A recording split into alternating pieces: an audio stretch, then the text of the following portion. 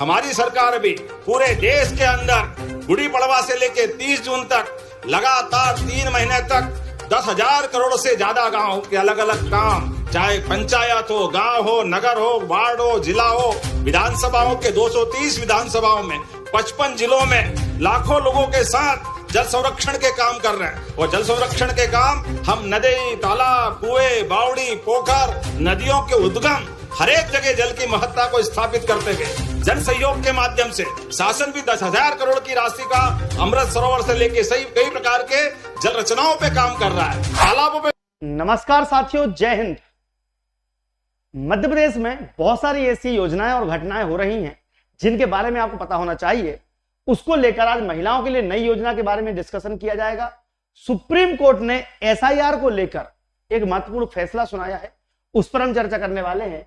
और आज की कुछ बड़ी खबरों पर भी हम चर्चा करने वाले हैं, मुख्यमंत्री के माध्यम से और दूसरे लोगों ने जो यहां पर विपक्ष ने, पार्टियों ने क्या कहा है, उन सब पर बात करेंगे। लेकिन कुछ बातें जो आम जनता को पता होनी चाहिए, जैसे कि प्री मानसून बारिश 29 मई से 5 जून तक संभव है। 90% भारत कवर करेगी। केरल में नमी कम होने से अटका मानसून। यूपी में बांदा में पारा 47% और 47 डिग्री हो चुका है। भीषण गर्मी के बाद अब बरसात में राहत की खबर निकलकर सामने आ रही है कि कुछ समय के बाद मानसून धीरे धीरे मध्य प्रदेश में भी दस्तक देगा। लेकिन अभी केरल में 29 से 5 जून तक आ सकता है मानसून। महिला सशक्तिकरण की दिशा में एक नया कदम, ई साइकिलिंग। जी हां, ई साइकिलिंग के माध्यम से महिला सशक्तिकरण का एक नया उद्देश्य, नया दशा। सीएम साहब ने कहा है कि आजीविका मिशन की बहनों को नहीं होगा ईंधन की समस्या। अब ई साइकिल के माध्यम से आप आराम से आ जा सकोगे ताकि थकानी महसूस ना हो और काम भी अच्छे से हो। तो ई साइकिल प्रोवाइड कराकर मुख्यमंत्री मोहन यादव ने ई साइकिल दी है। दीदियों को ई साइकिल वितरण करके कार्यक्रम के दौरान कही उन्होंने कहा कि इससे पर्यावरण और ऊर्जा की बचत भी होगी, पर्यावरण संरक्षित होगा। सीआरपी दीदियों, आंगनवाड़ी कार्यकर्ताओं, आशा कार्यकर्ताओं एवं एएनएम को ई रिक्शा वितरण सशक्तिकरण की दिशा में एक नवीन कदम है। मुख्यमंत्री मोहन यादव ने मंगलवार को ये सौगात लाडली जो दीदी हैं आशा कार्यकर्ता, उनको दी है। सुप्रीम कोर्ट ने बोला कि एसआईआर अवैध नहीं है, चुनाव आयोग शर्तों के साथ नागरिकता की जांच कर सकता है।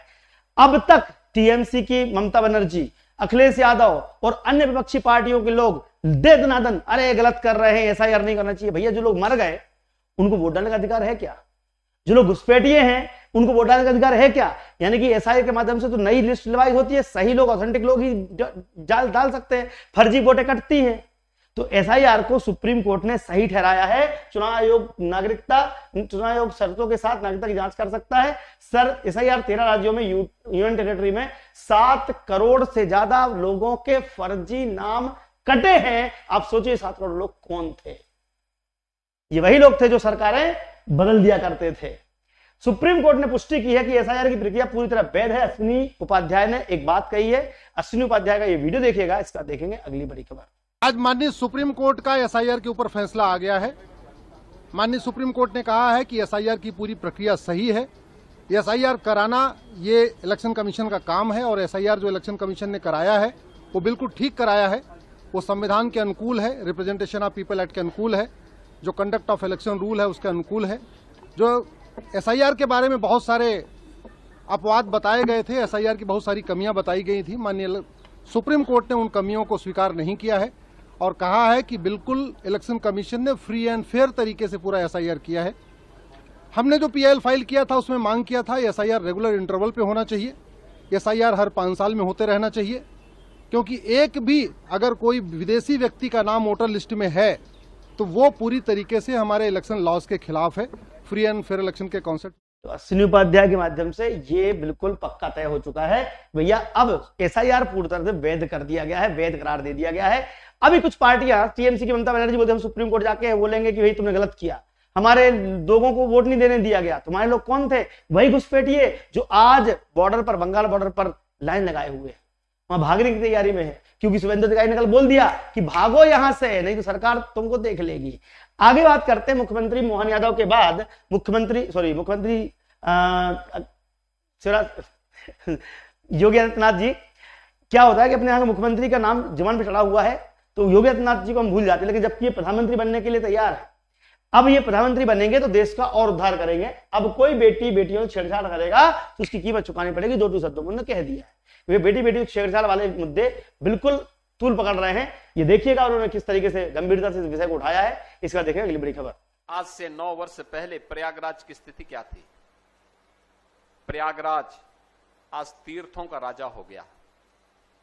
ये पहले से था, लेकिन 9 वर्ष पहले क्या था? भय और आतंक का माहौल बना दिया गया था। अराजकता थी, गुंडा था, आतंक का माहौल बना हुआ था। व्यापारी की जमीन पर, सार्वजनिक जमीनों पर कब्जा कर लिया जाता था। अराजकता का तांडव होता था। डेवलपमेंट ठप हो गया था। आज प्रयागराज आतंक से, माफियागिरी से, गुंडागिर्दी से मुक्त हो चुका है। अब प्रयाग तो यहां पर आपने देख लिया है कि अगर कोई बेटी छेड़छाड़ करेगा तो उसकी कीमत चुकानी पड़ेगी। अभी हम जो कल्याणी योजना है उसके बारे में जानकारी लास्ट में देंगे, लेकिन उसके पहले कुछ महत्वपूर्ण खबरें और हैं जिनकी हम बात करने वाले हैं। उसमें से एक खबर है कि गंगा जल संवर्धन अभियान के तहत 55 जिलों में जल और संरचनाओं के संरक्षण को व्यापक कार्य किए जा रहे हैं। यानी कि जल संरक्षण के साथ साथ पेयजल व्यवस्था की तैयारी भी की जा रही है। भीषण गर्मी है, कई जगह पर आपने देखा होगा हाहाकार मचा हुआ है, कई जगह पर परेशानियां चल रही हैं, पानी नहीं मिल रहा पीने को। तो सरकार ने यह वादा किया है कि आगामी 2027 तक हर घर नल जल व्यवस्था करवाई जाएगी। गंगा संवर्धन से भी आगे सारे लाभ मिलने वाले हैं। वीडियो आप खुद देख लीजिएगा, इसके बाद देखें अगली बड़ी खबर। हमारी सरकार भी पूरे देश के अंदर गुड़ी पड़वा से लेके 30 जून तक लगातार 3 महीने तक 10,000 करोड़ से ज्यादा गांव के अलग अलग काम, चाहे पंचायत हो, गांव हो, नगर हो, वार्ड हो, जिला हो, विधानसभाओं के 230 विधानसभाओं में 55 जिलों में लाखों लोगों के साथ जल संरक्षण के काम कर रहे हैं। और जल संरक्षण के काम हम नदी, तालाब, कुएं, बावड़ी, पोखर, नदियों के उद्गम हर एक जगह जल की महत्ता को स्थापित करते हुए जन सहयोग के माध्यम से शासन भी 10,000 करोड़ की राशि का अमृत सरोवर से लेके तो यहां पर पानी की कोई भी कमी, कोई भी किल्लत नहीं होने देंगे। ऐसे ही किसानों को सिंचाई व्यवस्था में भी मुख्यमंत्री जी ने कहा है कि भरपूर सिंचाई के साधनों की उपलब्धता करवाई जाएगी और बिना बिजली बिल के। जी हां, सोलर पंप इस साल 10 लाख से ज्यादा वितरण होने वाले हैं पूरे भारत में।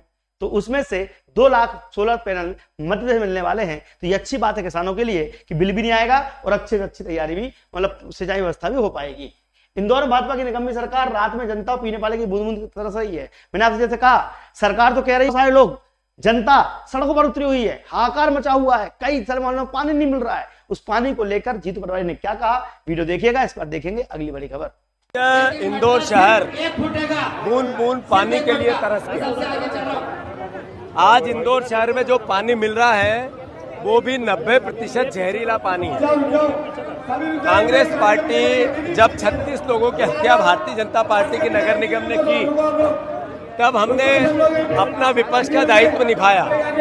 तब हमने, राहुल गांधी जी विपक्ष के नेता यहाँ आए, इंदौर शहर में जो पीड़ित परिवार थी उनकी आर्थिक सहायता की। इससे विपक्ष का दायित्व नहीं पूरा होता है। हमने पूरे शहर में पानी की सैंपलिंग करवाई और उस पानी की रिपोर्ट हम 3 दिन में जारी करेंगे। मध्य प्रदेश में इंदौर शहर, क्या बात है। ये यहां पर समझ में आ गया होगा आपको कि जनता एक तरफ पानी को बूंद बूंद तरस रही है, लेकिन जीतू पटवारी उस चीज को बताना चाहते हैं, लेकिन सरकार कह रही है कि हम तो पूरी व्यवस्था कर रहे हैं। तो सरकार की बात सही है, पक्ष की कमेंट बॉक्स को बताना है। इसके बाद देखेंगे मध्य प्रदेश में कल्याणी पेंशन सहायता योजना में अभूतपूर्व परिवर्तन किया गया है। अब जो महिलाएं, यहां पर आप देखेंगे प्रदेश की जो महिलाएं पूर्व में विधवा पेंशन योजना के नाम से जानी जाती थी, अब उसे कल्याणी पेंशन योजना कहा जा रहा है। जी हां, बिल्कुल सही सुना आपने।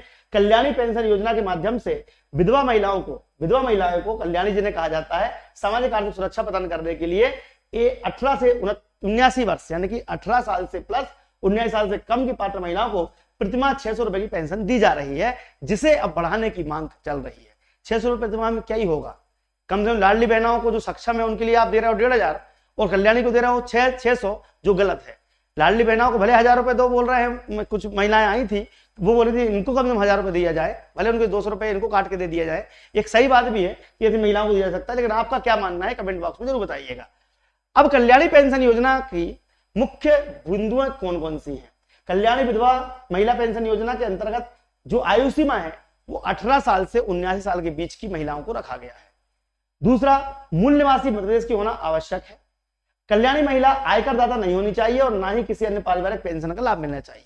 अगर मान लो पारिवारिक पेंशन कुछ और मिल रही है अलग से, तो फिर ये 600 रुपए नहीं मिलेंगे, यानी कि एक पेंशन ही मिल सकती है आपको, जो पेंशन आपको लेना हो, ये या दूसरी। तो पारिवारिक पेंशन मिल रही हो तो आय का मानदंड है और टैक्स पेयर नहीं होना चाहिए। अगर टैक्स भर रही है महिला तो फिर उसके लिए पेमेंट नहीं मिलेगा। मध्य प्रदेश में अस्पताल सहायक भर्ती की परीक्षा आ चुकी है। उसकी तैयारी करने वाले बच्चों के लिए, अगर आपके आसपास पहचान वाला कोई भी हो, तो अभी कोर्स की कीमत और कम कर दी गई है, 399 रुपीज कर दी गई है, जिसमें सारा का सारा एक्सपीरियंस फैकल्टी, 12 महीने का validity, live recorded class, PDF notes सब मिलेगा। और आप किताब भी ऑर्डर कर सकते हैं, और ये किताब जो है ये हार्ड कॉपी के माध्यम से भी आप ले सकते हैं। ये सब मिलेगा आपको हमारी एप्लीकेशन पर, दीप्ति एकेडमी पर। और एमपीटेट वर्ग 3 की पात्रता परीक्षा की फीस भी 499 रुपीज कर दी गई है। दीप्ति एकेडमी के माध्यम से आप ये तैयारी कर सकते हैं। प्ले स्टोर पर जाइए, आज ही डाउनलोड कीजिए दीप्ति एकेडमी और आप अपने भविष्य